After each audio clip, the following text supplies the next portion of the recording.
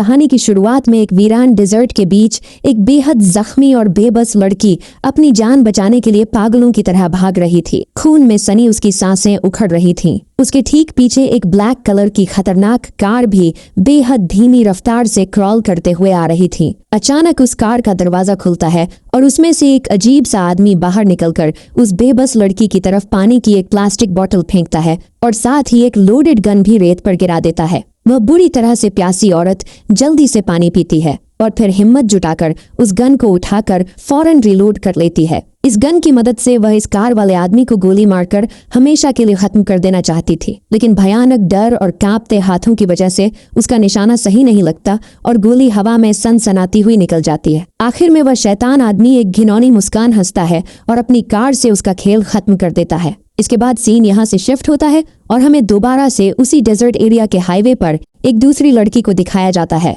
इस लड़की का नाम बॉबी था, जो इस टाइम अपनी सिस्टर से फोन कॉल पर बात करते हुए काफी तेज रफ्तार में अपनी कार चला रही थी। उन दोनों बहनों की बातचीत से साफ साफ पता चल रहा था कि बॉबी अपने बॉयफ्रेंड के पास मिलने के लिए जा रही थी। हालांकि उस लड़के का पास्ट रिकॉर्ड बिल्कुल भी अच्छा नहीं रहा था और उसने पहले भी कभी बॉबी से अच्छा बर्ताव नहीं रखा था। पास्ट में उसने कई बार बहस के दौरान बॉबी पर हाथ भी उठाया हुआ था। कॉल पर उसकी सिस्टर उसे बार बार समझाती है कि कहीं ऐसा न हो कि वह लड़का भी हमारे डैड की तरह एक बेहद बुरा इंसान निकले और तुम्हें भी अपनी पूरी लाइफ अपनी मॉम की तरह दुख सहना पड़े। लेकिन बॉबी अपनी बहन की इस प्रैक्टिकल बात को बिल्कुल भी नहीं सुनती, क्योंकि वह फिलहाल अपने इस टूटते हुए रिलेशनशिप को एक आखिरी मौका देना चाहती थी और उसे लगता था कि शायद वह सुधर चुका होगा। आगे रास्ते में लगातार ड्राइविंग करते हुए जब बॉबी की कार का फ्यूल कम होने लगता है तो वह रिफ्यूलिंग के लिए हाईवे किनारे एक गैस स्टेशन पर रुकती है। वहां पर उसकी मुलाकात उस इलाके के एक लोकल शेरिफ से होती है।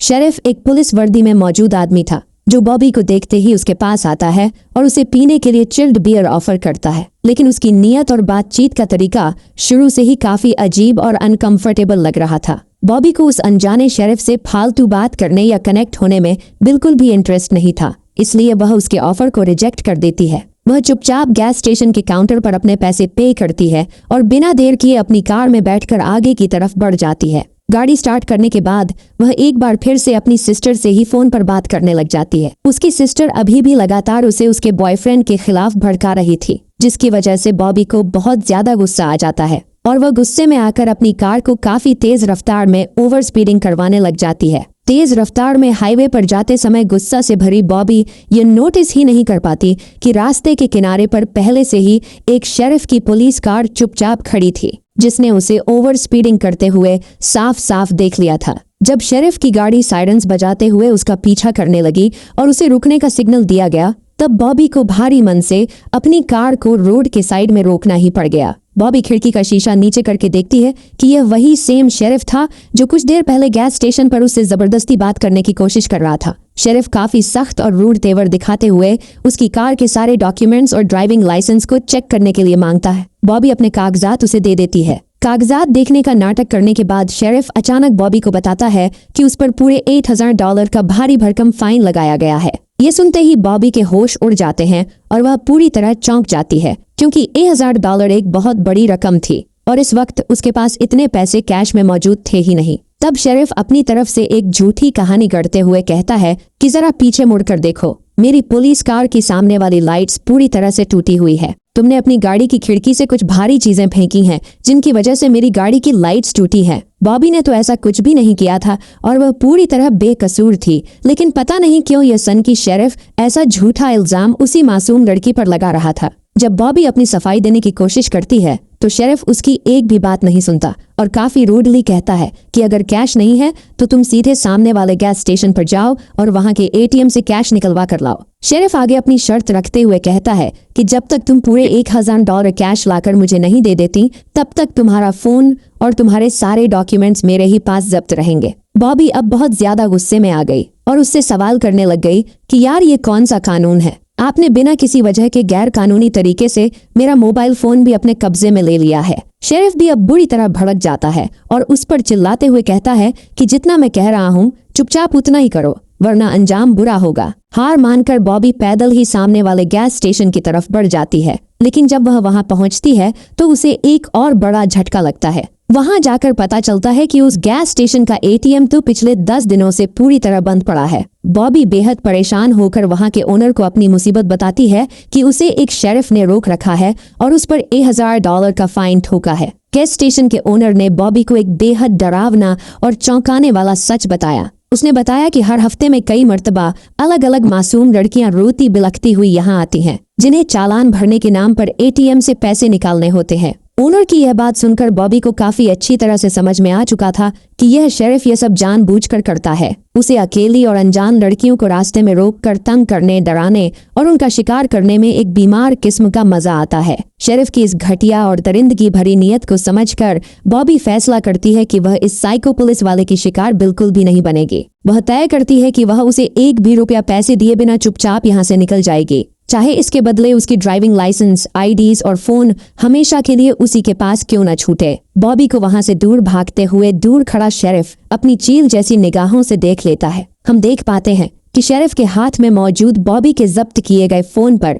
उसकी फ्रेंड की कंटिन्यूअस कॉल्स भी आ रही थीं। शेरिफ बिना किसी हिचकिचाहट के कॉल उठाकर कह देता है कि बॉबी अभी बिजी है और वह तुम्हें बाद में कॉल करेगी। इसके बाद उसने जब गाड़ी के डैशबोर्ड वाले बॉक्स में फोन को फेंका तो हमें देखने को मिला कि उस बॉक्स में ढेरों बेकसूर लड़कियों की आईडीज के साथ बहुत सारे फोन्स रखे हुए थे। शेरिफ अब अपनी सर्विस गन को निकालते हुए भाग रही बॉबी की कार की हेडलाइट पर शूट कर देता है। गन शॉट की जोरदार आवाज सुनते ही गाड़ी का बैलेंस बिगड़ता है और बॉबी को मजबूरी में अपनी कार रोकनी ही पड़ जाती है। शेरिफ गुस्से में उसकी गाड़ी के पास आता है और काफी आक्रामक होकर पूछता है कि तुम वहां से बिना इजाजत क्यों भागी, जबकि मैंने तुम्हें वहां रुककर मेरा इंतजार करने को कहा था। बॉबी डर से कांपते हुए अपनी बेबसी जाहिर करती है और कहती है कि प्लीज मेरी सिचुएशन को समझने की कोशिश करें। मुझे बहुत अर्जेंट अपने बॉयफ्रेंड के पास जाना है और अगर मैं सही टाइम पर नहीं पहुंची तो वह मुझ पर जरूर शक करेगा। अब यहाँ पर शेरिफ हंसते हुए कहता है कि तुम्हारा यहाँ से जाना नामुमकिन है क्योंकि तुम पर और भी फाइन पड़ गया है और तुम्हारी कार की हेडलाइट्स भी टूट चुकी हैं। इसके बाद वह चेकिंग के नाम पर जबरदस्ती बॉबी की बॉडी की तलाशी लेने लग जाता है। उसका तरीका बहुत ही अनकंफर्टेबल और घिनौना था, जो बॉबी को बिल्कुल अच्छा नहीं लग रहा था। शेरिफ मुस्कुराते हुए कहता है कि इस पूरी जांच के दौरान तुम्हारा लाइसेंस मेरे ही पास रहेगा, तुम चाहो तो फाइन भरकर ये लाइसेंस निकलवा सकती हो। इसके बाद बॉबी तेजी से वहां से अपनी कार चलाकर जाने लग गई कि तभी उसी समय हम देख पाते हैं कि शेरिफ अपनी गन से बॉबी की कार के रियर टायर को पंक्चर कर देता है। टायर फटते ही बॉबी की कार बुरी तरह डिस्बैलेंस होकर गहरे रेत के टीलों में धंस जाती है। अब बॉबी को अच्छी तरह समझ में आ गया था कि यह शेरिफ उसके साथ डेजर्ट में मौत का खेल खेलने वाला है। अपनी जान बचाने के लिए बॉबी तुरंत पैदल ही पागलों की तरह भागने लग गई। इसके बाद वह थोड़ा रेस्ट करने और अपनी गहरी सांसें संभालने के लिए हाईवे किनारे बने एक छोटे से डाइनर में जाकर बैठ गई। तभी वहां पर एक वेट्रेस आई और उसने बॉबी से कुछ ऑर्डर करने को कहा,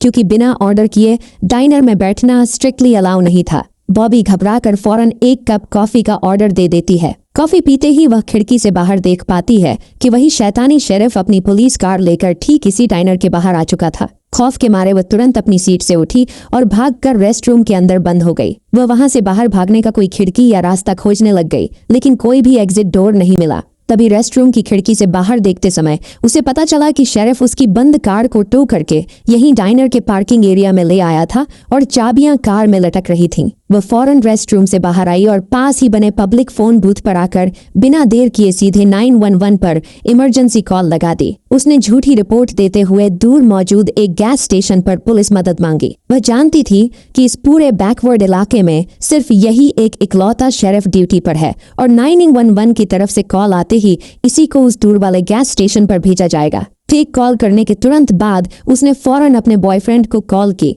और अपने साथ हुए हादसे के बारे में समझाने की कोशिश करने लगी कि एक साइको शेरिफ उसके पीछे पड़ा हुआ है और उसे जान से मारना चाहता है। लेकिन उसका नीच बॉयफ्रेंड उसकी गंभीर सिचुएशन को समझने के बजाय उसी पर ही चीट करने का झूठा इल्जाम लगाने लग जाता है और गालियां देने लगता है। इसीलिए अब पूरी तरह डर कर बॉबी अपनी सिस्टर को कॉल करके अपनी रियल लोकेशन बताने की कोशिश करती है। वह अपनी बहन को फोन पर यह बताने ही वाली थी कि वह कितनी बड़ी मुसीबत में फंस चुकी है कि तभी अचानक पीछे से शेरिफ की ठंडी और खौफनाक आवाज आई। बॉबी जब कांपते हुए पीछे मुड़ी तो उसने देखा कि शेरिफ यहाँ पर उसे उसकी कार की चाबियां, मोबाइल फोन और लाइसेंस वापस करने के लिए आया था। यह देखकर बॉबी एकदम से चौंक गई कि एक इंसान का बिहेवियर इतनी जल्दी कैसे बदल गया। यहाँ सब कुछ इतना नॉर्मल लग रहा था कि बॉबी ने फोन पर अपनी सिस्टर को भी कह दिया कि नहीं, शायद वह मेरा वहम था और अब यहाँ सब नॉर्मल है। वह उदास वेट्रेस बाहर सीढ़ियों पर रोती हुई बैठी थी कि तभी उसके पास बॉबी आई। बॉबी ने उससे आगे तक के रास्ते के लिए लिफ्ट मांगी।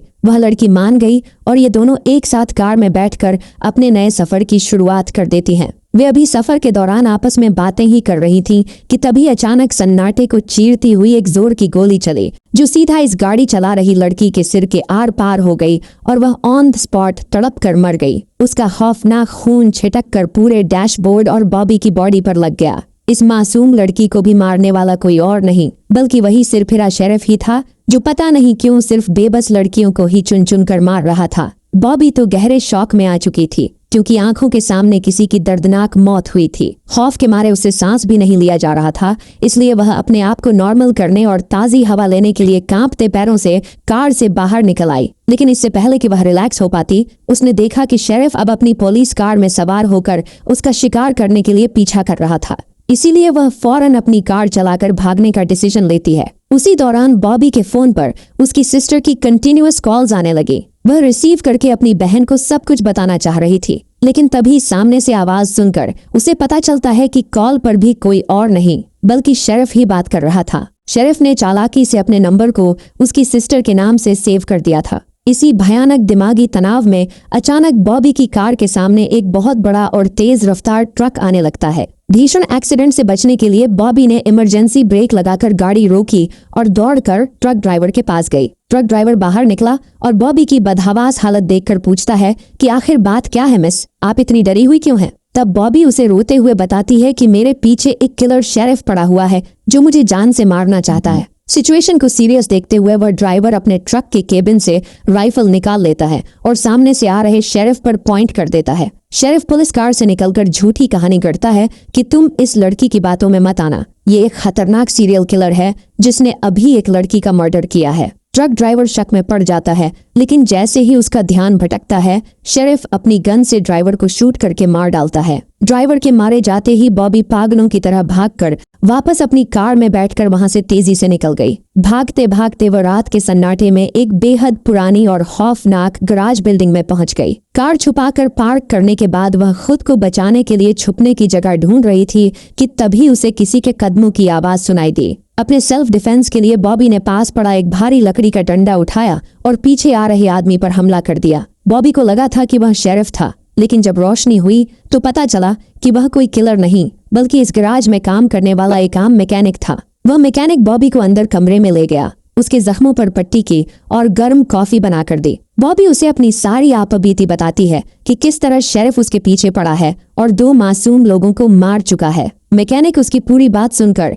उसे यहीं सेफ जगह पर रुकने को कहता है और मदद के लिए अपने बॉस को बुलाने का फैसला कर लेता है। बॉबी उससे रेस्टरूम जाने का रास्ता पूछती है और वह लड़का उसे पीछे वाले कमरे की तरफ इशारा कर देता है। कमरे के अंदर जाने के बाद बॉबी के होश उड़ गए। उसने देखा कि यहाँ कार टूल्स के अलावा भी चेन सॉ, आरियां और इंसानी हड्डियां काटने वाले अजीबोगरीब टूल्स भरे पड़े थे। आगे जाने पर उसने दीवार पर सैकड़ों बेकसूर लड़कियों की आईडीज, लाइसेंस और तस्वीरें देखी। ये देखकर बॉबी समझ गई कि यह जगह उस साइको शेरिफ का ही सीक्रेट मर्डर रूम है। तभी पीछे से शेरिफ आ गया और बोला कि आईडीज पर लिखे नंबर्स बताते हैं कि कौन सी लड़की मरने से पहले कितनी दूर तक भाग पाई थी। तभी पीछे से वह मैकेनिक लोहे की रॉड से बॉबी के सिर पर वार करके उसे बेहोश कर देता है। पता चलता है कि यह मैकेनिक भी शेरिफ का सगा ब्रदर था और दोनों साइको भाई मिलकर लड़कियों का शिकार करते थे। जब बॉबी को होश आया तो वह एक भारी लकड़ी की चेयर से मजबूत रस्सियों से बंधी हुई थी। शेरिफ उसके सामने बैठकर और चाकू चमकाते हुए अपनी नफरत की कहानी सुनाता है